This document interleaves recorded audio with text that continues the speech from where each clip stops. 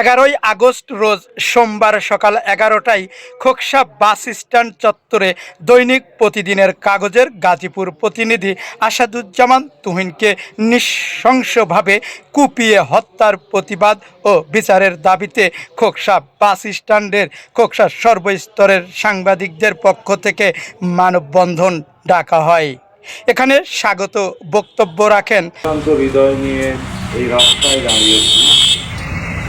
আসলে আমাদের রাস্তায় তো দাঁড়ানোর কথা না, তারপরেও খোকসার সাংবাদিকরা তুহিন হত্যার প্রতিবাদে সম্মিলিতভাবে খোকসার সাংবাদিক বন্ধুরা যে একত্রিত হয়ে একটি প্রতিবাদে অংশ নিয়েছেন, এই জন্য সর্বস্তরের সাংবাদিক ভাইদের প্রতি আমার কৃতজ্ঞতা, আমার শ্রদ্ধা, আমার ভালোবাসা।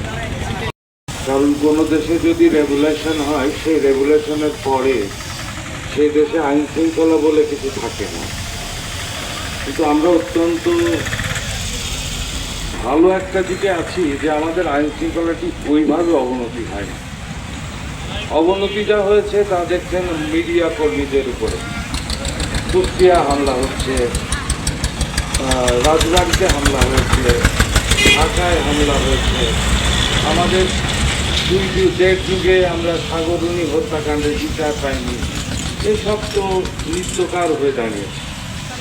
আমরা এই সমস্ত ঘটনার প্রতিবাদ জানাই এবং আমরা বলতে চাই যে প্রশাসন অবশ্যই দোষীদের আটক করবেন এবং বিচারের সম্মুখীন করবেন। আসলে বিচার প্রক্রিয়া বাংলাদেশে একটা লম্বা প্রক্রিয়া।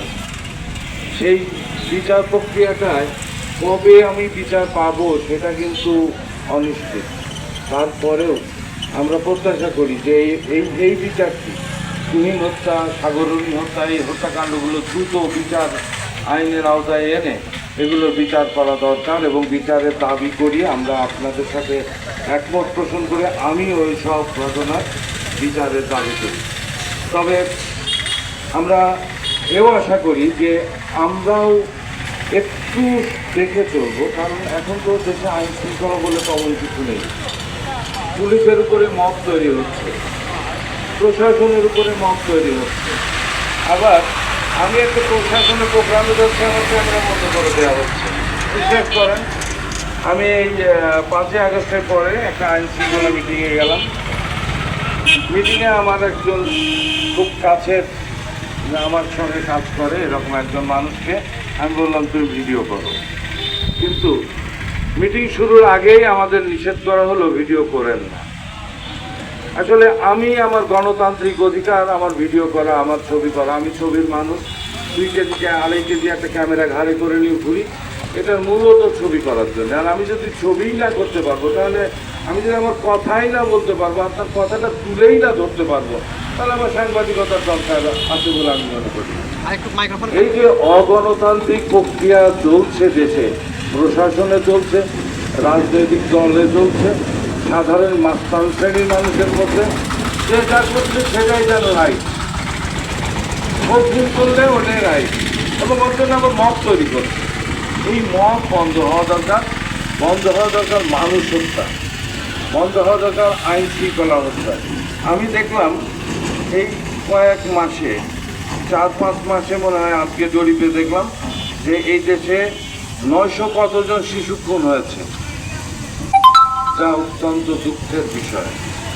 যে ও তো কোনো অপরাধী না, আমি সাংবাদিক, আমি নাই আপনার ছবি তুলেছি, ভিডিও করছি, আপনি আমাকে মেরে দিলেন, আপনি আমার আরেক ভাইকে মেরে দিলেন, আমার ক্যামেরাটা স্তব্ধ করে দিলেন। এইটা তো আমরা একটা যেহেতু অন্যায় তুলে ধরছি, ধরার চেষ্টা করছি, সেই ক্ষেত্রে হতে পারে। কিন্তু ওই শিশুটি, এতে এতগুলো শিশুর প্রাণ গেল, এবং এগুলো পারিবারিক নির্যাতন, বাবার নির্যাতন, মায়ের নির্যাতন, সামাজিক নির্যাতন, বিভিন্নভাবে শিশুরা খুন হয়েছে। আমরা দেশের সব হত্যাকাণ্ডের বিচার চাই।